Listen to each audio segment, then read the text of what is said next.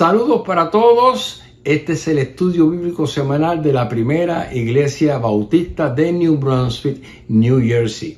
Hoy es el miércoles 13 de agosto del año 2025 y estamos transmitiendo este mes estudios bíblicos grabados en este tiempo de miércoles cada semana. Esta semana pasada, el domingo, fue un día grandioso porque tuvimos el culto mensual, anual, de las dos congregaciones en que se hace este servicio bilingüe. Fue muy bonito, hubo muchos hermanos presentes y tuvimos después nuestra fiesta, nuestro picnic anual, así que agradecemos a todos los que se esforzaron para el éxito de esta actividad. Mañana, jueves, es el día de oración por teléfono a las 6:30 como siempre. El viernes hay células. Este sábado no hay ninguna actividad y el domingo volvemos a las actividades corrientes, el servicio en inglés a las 10, la escuela dominicana a las 10:30 y el servicio en español a las 11:30. Nosotros estamos muy contentos de esta oportunidad y reconocemos que es una oferta que se produce por los medios técnicos de nuestra iglesia a cargo de nuestro hermano Lester Márquez, que es el ministro de adoración.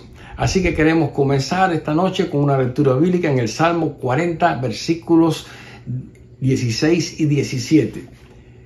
Gócense y alégrense en ti todos los que te buscan, y digan siempre los que aman tu salvación: Jehová sea enaltecido. Aunque afligido yo y necesitado, Jehová pensará en mí. Mi ayuda y mi libertador eres tú. Dios mío, no te tardes. Vamos a orar. Padre, bendice esta hora y permite que los corazones y las mentes estén dispuestas a recibir tu palabra conforme a tu voluntad y de acuerdo a tus propósitos. Oramos por Jesús. Amén. Queridos hermanos y amigos, estamos en el segundo estudio de la serie que hemos llamado Las Fórmulas de las Maravillas de Dios.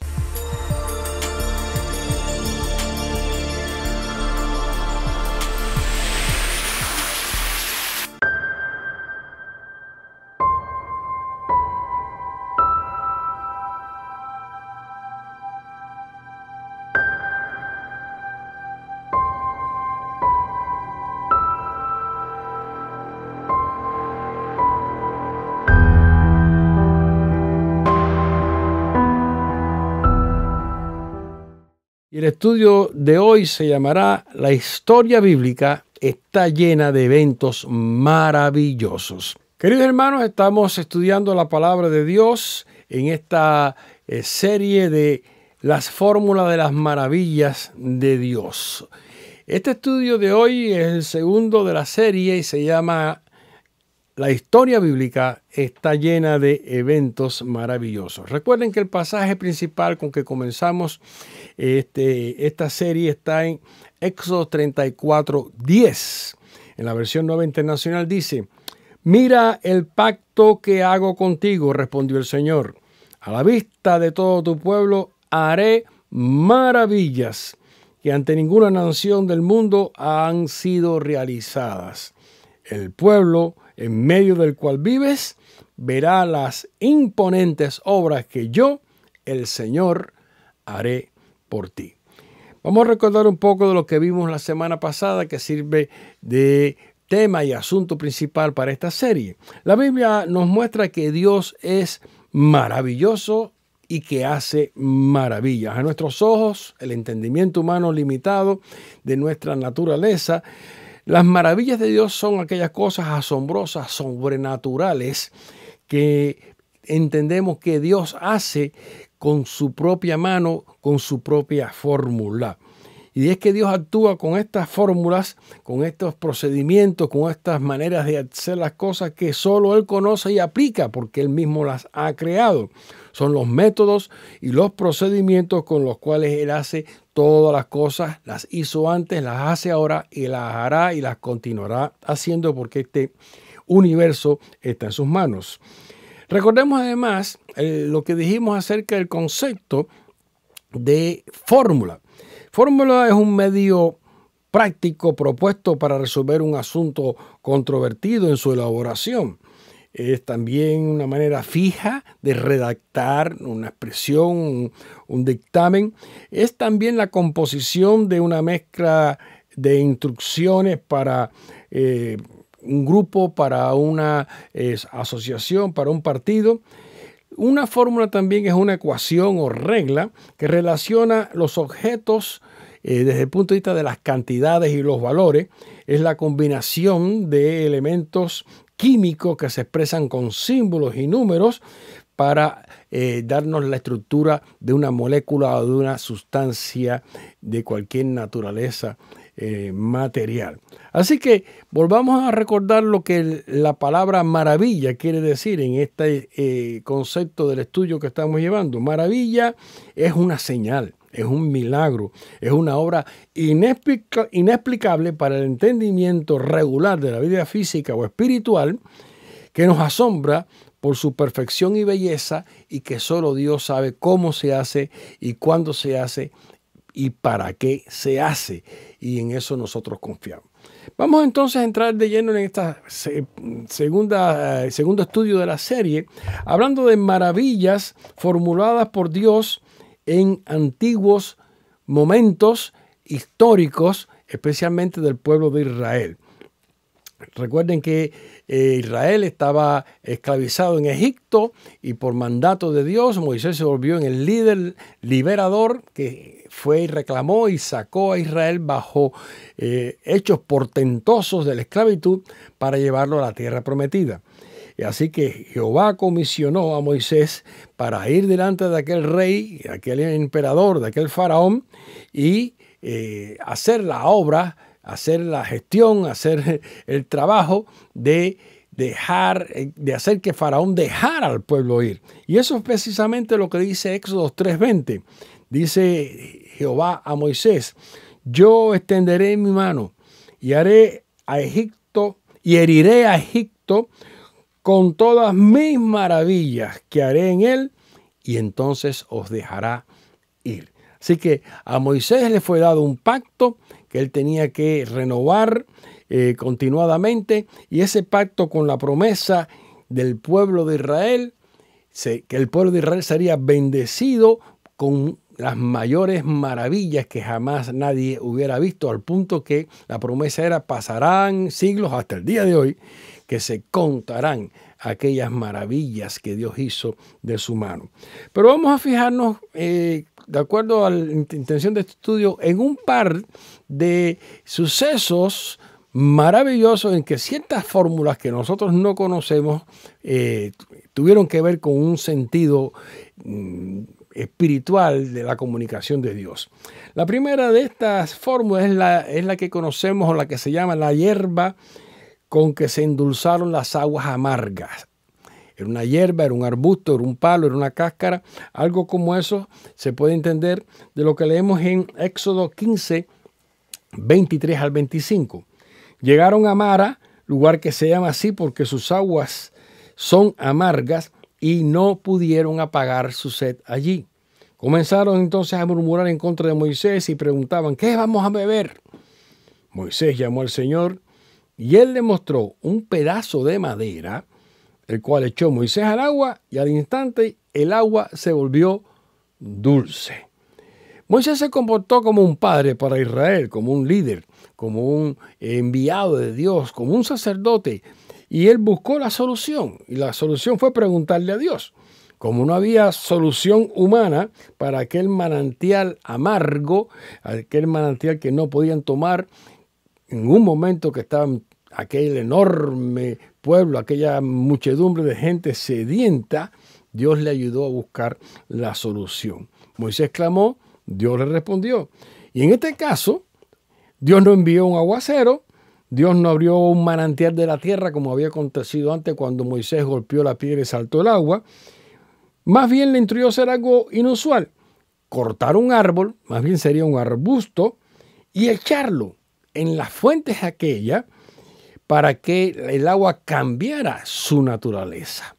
Bueno, no hay muchos detalles de esto, ni lo podemos explicar mejor.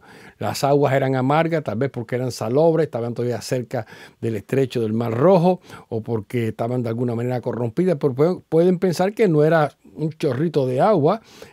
Si iban a darle agua a aquella muchedumbre, que era más de 1 millón de personas, era un gran salto de agua, pero no se podía tomar. No había quien se lo tomara. Pero ¿qué hace Dios? Pone a Moisés en un momento especial a ejecutar una fórmula.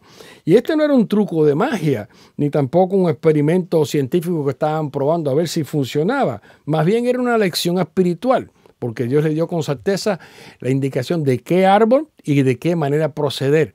Echar aquella madera, aquella hierba, aquellas hojas, como fuera la cáscara del palo, lo que fuera, dentro del manantial de aquella corriente de agua, y las aguas cambiaron completamente su sabor, o sea, su capacidad de ser tomadas como agua dulce, como agua corriente para el paladar y para la sed de aquella gente. Un fenómeno químico, un fenómeno físico, biológico, que sucedió allí, cómo aquellas aguas se volvieron dulces, no podemos explicarlo. Pero seguro que Dios sí lo sabía y por eso lo hizo funcionar. Tal vez alguno podrá haber dicho, sí, cualquiera de por allí sabía eso, pero ellos no lo sabían. Si Dios no se los dice, no funciona, y funcionó de una manera extraordinaria. Al endulzar las aguas amargas, Dios enseña al pueblo de Israel que los mandamientos pueden transformar una vida amarga en una vida dulce y placentera. Esta era una fórmula de maravilla para que el pueblo entendiera en estos pequeños eventos con qué Dios estaban tratando. O como diría después el salmista en el Salmo 119, 103, cuán dulces son a mi paladar tus palabras, son más dulces que la miel a mi boca. Ahí en esta parte del Antiguo Testamento también, en los libros de Moisés, otro evento que pudiéramos llamar químico, en que hay una fórmula extraordinaria. Ya lo mencionamos en el estudio de la semana pasada, que es el perfume del santuario, tal como lo leemos en Éxodo 30, 37. Dice en la orden de Dios a Moisés y a Aarón, y no deberá hacerse ningún otro incienso con la misma fórmula, pues le pertenece al Señor. Ustedes deberán considerarlo como algo sagrado. El asunto que se enfoca en esta porción de los escritos de Moisés principalmente es la adoración. Dios le estaba indicando a Moisés cómo debían fabricar aquel santuario, aquel tabernáculo, cuál era su significado y cuál era el espíritu de adoración que debía estar impregnado materialmente en cada una de aquellas cosas que estaban allí. Al fabricar el santuario, el primer compartimiento del tabernáculo propiamente dicho habría de ser llamado el lugar santo o el lugar santísimo, pero allí a la misma entrada, entre esos dos aposentos, se ubicaban 3 muebles y esos 3 muebles estaban cerca del altar mayor. El altar mayor estaba en el lugar santo, de frente al lugar santísimo, y era donde se ofrecían los sacrificios. Era realmente un tablón tremendo, no era una mesita, era un gran mesón. Pero entre esos otros muebles que le rodeaban estaban el candelabro o candelabro, que debía alumbrar la noche y tenía un significado también ceremonial, la mesa del pan de la proposición o pan de la presencia, donde debía ponerse todos los días pan fresco como recordatorio, como memoria de que la palabra de Dios nutre al pueblo de Dios, y el altar del incienso. Según las instrucciones, este era un pequeño altar, una mesa más chiquita, pero aún así tenía sus propias argollas que permitían pasar las varas que serían la manera de transportarlo en los hombros de los sacerdotes o los levitas. Y este altar del incienso, bien pequeño, estaba acondicionado para quemar este perfume que funcionaba de esa manera. Se componía y mientras estaba solamente en el paquete no olía nada, había que darle candela y entonces al quemarlo olía fragantemente y se podía colocar en ese lugar cerca del altar. La importancia de quemar incienso era que aquellos sacrificios cruentos que se ofrecían en el altar, animales muertos, carne, pellejo, pelo, no tendría muy buen olor, lo cual significaba precisamente que los pecados huelen mal. Y el incienso vendría a significar la manera en que Dios aplaca lo sucio, lo apestoso de nuestros pecados con la gracia y el perdón. Cada vez que se encendían las lámparas del candelabro y se preparaba el altar para el sacrificio, había que encender aquel incienso que daba un perfume especial. Pero fíjense, ese perfume era único y extraordinario. Lo habían preparado aquellos hombres que Dios había capacitado con dones extraordinarios, que posiblemente habían aprendido esas artes, algunos oficios que ejercieron mientras vivían en Egipto, pero fueron capaces de crear una fórmula, una composición única que no se podía reproducir, que estaría solamente en secreto exclusivo de propiedad del santuario para este ejercicio de carácter ceremonial y ritual. En el Salmo 141:2 dice el poeta: que suba a tu presencia mi plegaria como una ofrenda de incienso, que hacia ti se eleven mis manos como un sacrificio vespertino. ¿Qué tipo de compuesto químico, físico era aquel perfume? En este caso, un incienso. No era el incienso natural que se puede obtener de ciertas plantas, sino había un compuesto de distintas sustancias de procedencias naturales que convertían este perfume en una combinación única, secreta, exclusiva. Hoy día las agencias, y los comercios y las compañías te ofrecen un perfume que es exclusivo, pero es exclusivo para el que lo pueda pagar. No es tan exclusivo como que nadie lo pueda usar. Al contrario, quieren que lo usen para que se haga comercio con ellos. No era el caso de este perfume del santuario. De hecho, era prohibido, era sagrado y era sancionado por la ley si alguno pretendía usarlo para su propio disfrute. El incienso, por tanto, es una imagen de la vida devocional única que se dedica a Dios en una relación muy personal, y en específico es una imagen de la oración en la dulzura de su olor y en la forma en que asciende al cielo, como lo leemos en Apocalipsis, en ese pasaje que al principio leímos. Dice que en Apocalipsis 5:8, cuando lo tomó, los 4 seres vivientes y los 24 ancianos se postraron delante del Cordero. Cada uno tenía un arpa y copas de oro llenas de incienso, que son las oraciones del pueblo de Dios. En este caso, en la revelación de Juan, se le atribuye este significado que para nosotros tiene gran relevancia y pertinencia. Las oraciones nuestras son un perfume único que se eleva delante de Dios y tienen una fórmula que Dios conoce bien, y Dios la hace funcionar porque Él escucha nuestras oraciones y responde de una manera maravillosa.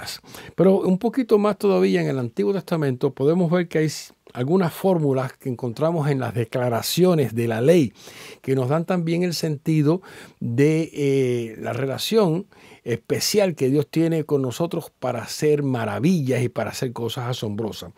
Una manera en que entendemos la fórmula de las maravillas de Dios es interpretar las listas que aparecen de maldiciones y bendiciones, tal como lo leemos en la ley de Moisés.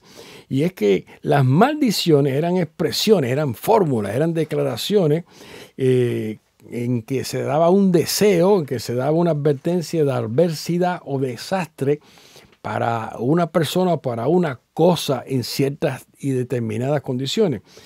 Y en su contraparte, las bendiciones debían ser entendidas en el contexto de la declaración y de la relación que había entre el pueblo y su Dios, Jehová Dios. Así que debía haber esto funcionado de una forma perfecta si la fórmula se hubiera aplicado siempre.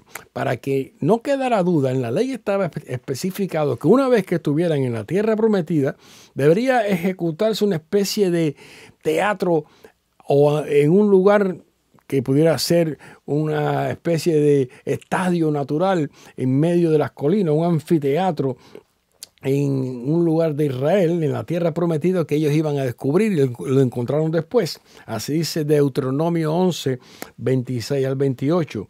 Hoy les doy a elegir entre la bendición y la maldición. Bendición si obedecen los mandamientos que yo, el Señor su Dios, les mando obedecer. Maldición si desobedecen los mandamientos del Señor su Dios y se apartan del camino que hoy les mando a seguir, y se van tras dioses extraños que jamás han conocido. Cuando el Señor su Dios los haya hecho entrar en la tierra que van a poseer, ustedes bendecirán al monte Gerizim y maldecirán al monte Ebal. Así se llamaban estas dos lomas, en medio de los cuales había un valle donde se efectuaría esta especie de teatro natural. Había una fórmula en ello.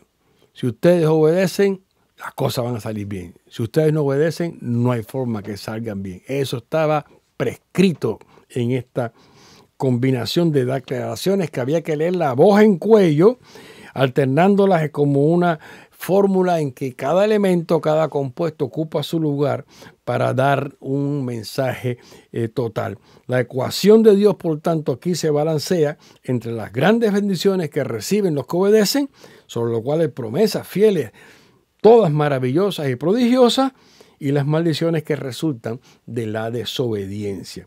El mundo así habría de darse cuenta, y se da cuenta hasta el día de hoy, de que solo Dios pudo haber bendecido a aquel pueblo de la manera tan extraordinaria, y solo Dios pudo haberlos maldecido y hacerlos sufrir por su desobediencia. Y sin embargo, solo Dios pudo hacer que se conservaran y sobrevivieran a sus propios pecados hasta el día de hoy, el pueblo de Israel, como símbolo, como señal prodigiosa, maravillosa de que Dios tiene una forma de actuar que está fijada, que está bajo su control y que no falla.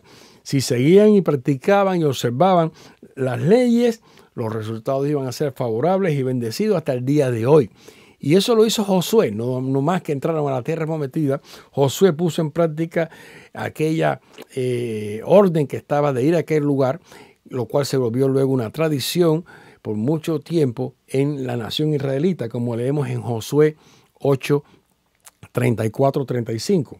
Luego Josué leyó todas las palabras de la ley, tanto las bendiciones como las maldiciones, según lo que estaba escrito en el libro de la ley. De esta lectura que hizo Josué ante toda la asamblea de los israelitas, incluyendo a las mujeres, a los niños y a los inmigrantes, no se omitió ninguna palabra de lo ordenado por Moisés, porque esa fórmula no se podía alterar en manera alguna. Todavía, una vez más, en el Antiguo Testamento podemos ver algún detalle más interesante acerca de fórmulas en la conservación de los linajes de las familias de Israel.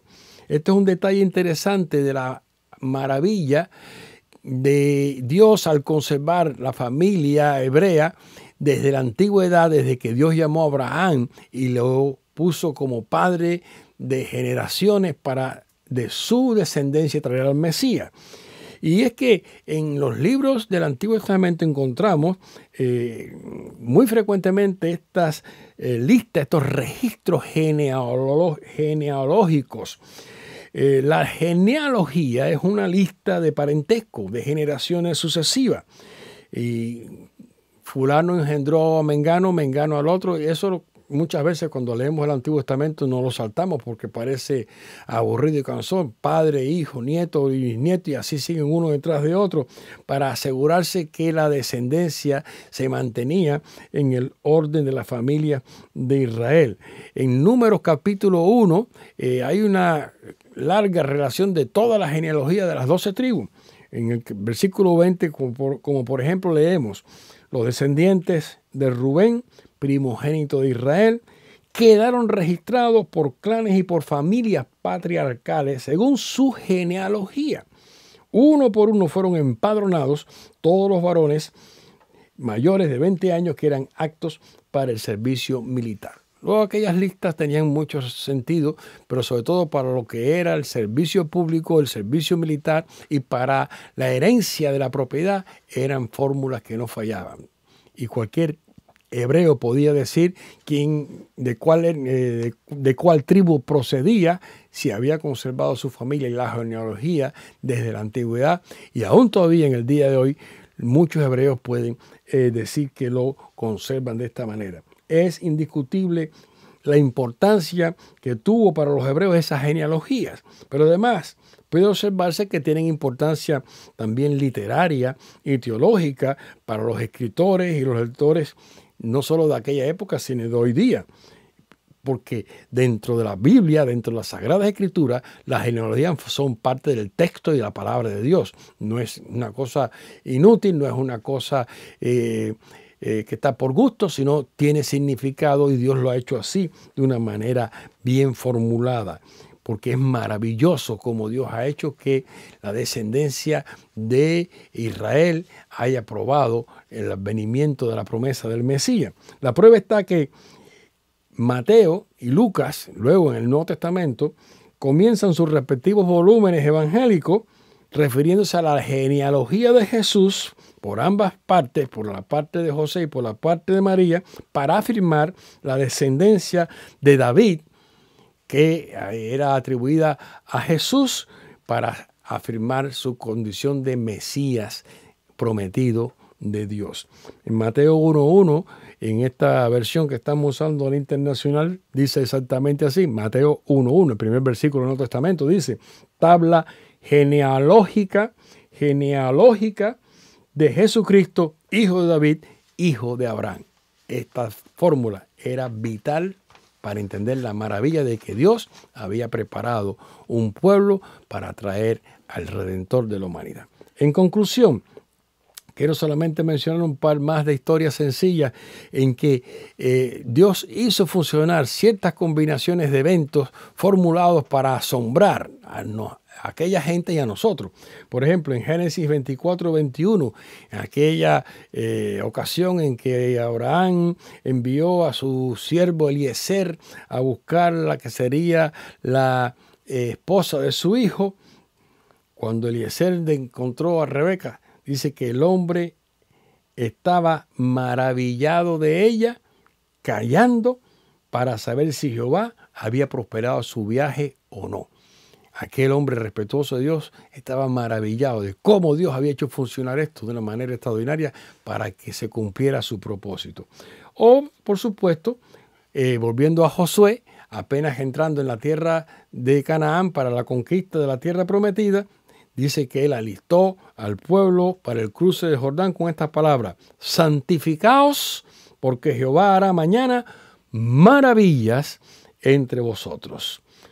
Hermanos y hermanas, si nuestra vida anda amargada o insalubre, roguemos a Dios con humildad, no con quejas y con lamento, sino con humildad, que Él nos mostrará esa mata, ese palo, esa hierba de salud, para que nuestras almas sean endulzadas y aliviadas. Estemos en espíritu de devoción, porque cuando hablamos con Dios, esa fórmula que es la oración funciona como el incienso que se eleva grato delante del trono de Dios. Es la fórmula que Dios mismo conoce y que ha preparado para nuestro bien, porque Dios es un Dios que hace maravillas. Terminamos pues, hermanos, el estudio de esta noche. Esperamos que todos estén bien el resto de la semana y el domingo pues en el servicio en la iglesia. Vamos a orar y así concluimos. Una vez más, Padre, te damos gracias por el estudio de tu palabra. Te pedimos que vivamos bajo este símbolo de tus maravillas, sabiendo que tú procedes y tú funcionas de manera perfecta, porque así lo has preparado para nosotros. Oramos por Jesús. Amén. Dios les bendiga, hermanos. Terminamos, nos despedimos por esta noche.